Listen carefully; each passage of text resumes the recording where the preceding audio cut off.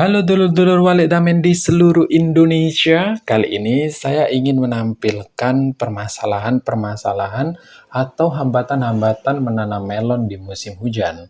Berangkat dari sebuah postingan dari akun bernama Hebzam Zamahir di suatu grup belajar budidaya melon yang mengatakan begini lur, setelah melihat konten bertanam melon di YouTube, rencananya mau bikin greenhouse.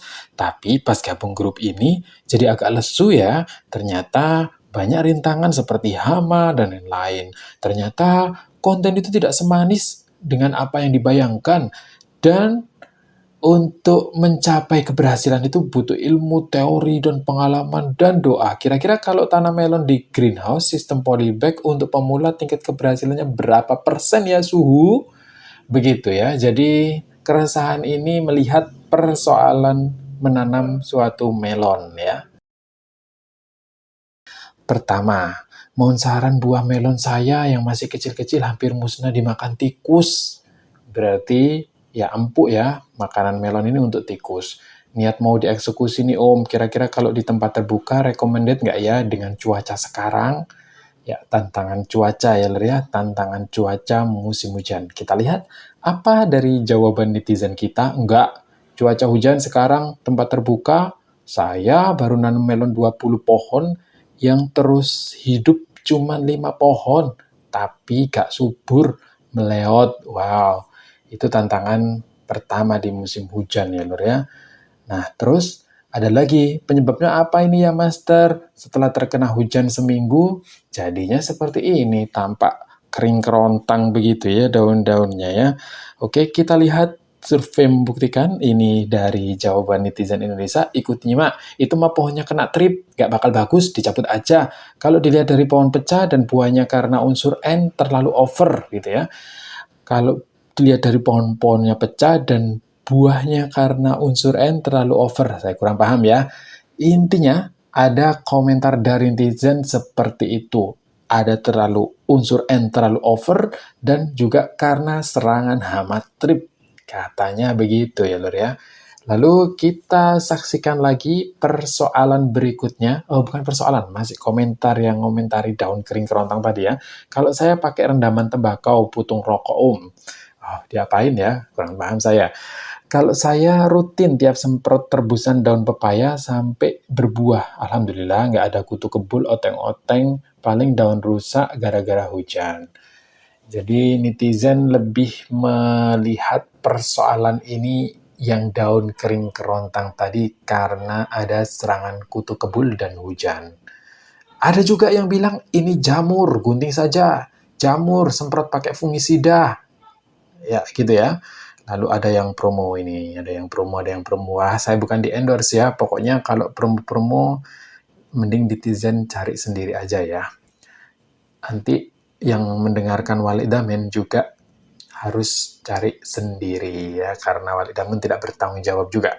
Oke, ini sudah berbuah ya. Dia bilang, berat sudah 1 kilo, batang dan daun layu menguning dan kering. Begitu.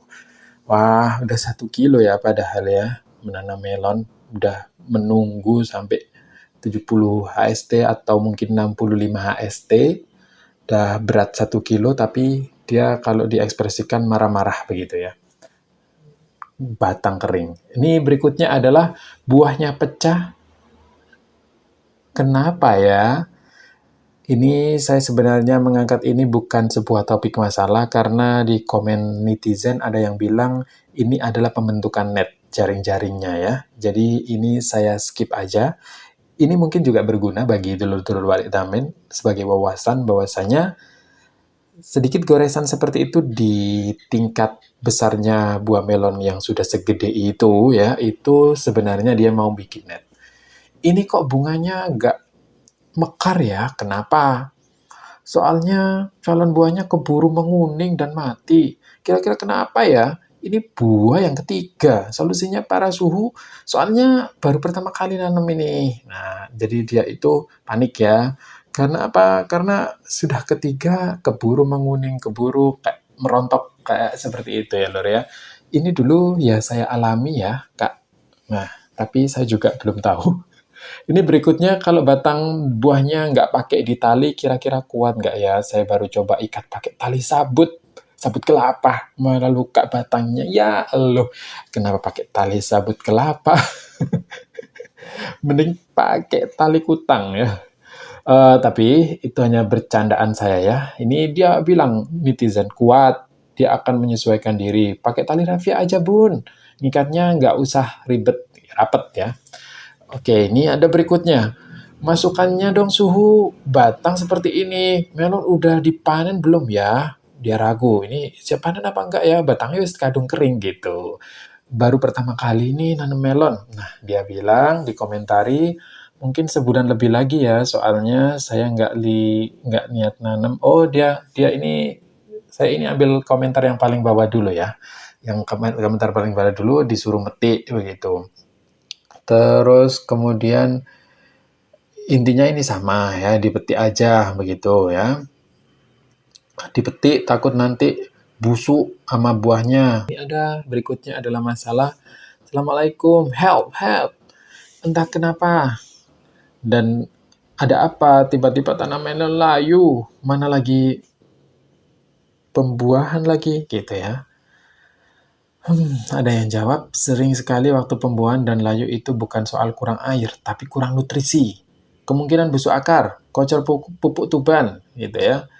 Jadi dari sini busuk akar, kurang nutrisi, itu adalah dua hal yang berbeda dan bisa jadi analisisnya itu sama-sama benar, ya.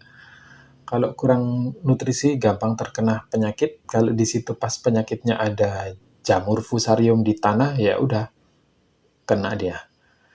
Busuk akarnya. Gitu ya. Bisa kena akar, ini yang kedua ya. Yang baris kedua, dimakan ulat. Ulat akar. Punya aku juga kayak gitu, bos. Aku cabut pada pangkal batang, ada ulatnya banyak. Waduh. Ulatnya itu makan akar ya sekarang ya. Yang saya tahu itu memang ulat di atas ya, tapi ternyata ada ulat di bawah. Oke, ini ada solusi bagus ya. Minimal kalau masih pemula, pelajari olah lahan, pemupukan yang baik. Itu macam mana? YouTube banyak ya. Gitu. Alhamdulillah mulai berbuah walau di atas. Biar hasil maksimal, gedenya lakukan pemupukan interval beberapa hari sekali para suhu. Oh ini tanya, nggak pakai tanda tanya ya. Pupuknya apa aja? Oh ini ada baru. Baru tanda tanyanya, mohon pencerahannya begitu. Dia tanya, udah berbuah gede tapi di atas. Kalau semakin bagus itu dirangsang pakai pupuk apa? Gitu ya. Ayo jawab netizen. Dia butuh pencerahan loh. Gitu. Interval juga. Kalau bisa, pupuk sama intervalnya. Ini pertanyaan dari Bapak Muhammad Taufik Misbahul Arifin.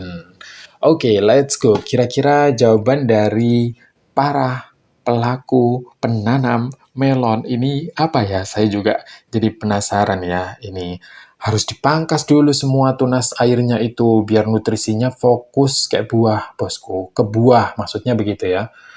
Lalu ada netizen pemula ikut nyimak. Nah, ini dia. Yang saya alami juga kayak gitu ya, dulur ya. Saya tidak memangkas tunas air. Akhirnya ya, itulah. Jadinya apa? Jadinya ya terbuang sia-sia ke tunas air begitu. Supaya dia fokus ke buahnya, ya tunas airnya itu harus rajin dikontrol dari bawah. Dari bawah begitu. Nanti sampai berapa ruas itu yang kita pertahankan. Berapa ruas, jangan sampai timbul ruas cabang seperti itu. Itu kalau yang saya alami dulu juga tidak tahu ya, sama. Baru 34 HST, layu 2 pohon. Kenapa ya? Loh. Itu layunya kan kayak gitu ya, kayak penyakitan gitu dari atas sampai bawah itu semuanya itu layu. Nah, ini kalau jawaban Elga Surya Andika ini bisa jadi layu karena infeksi jamur ya. Layu jamur, akhirnya busuk akar, terus habis itu juga ada lagi itu yang kurang nutrisi seperti itu ya.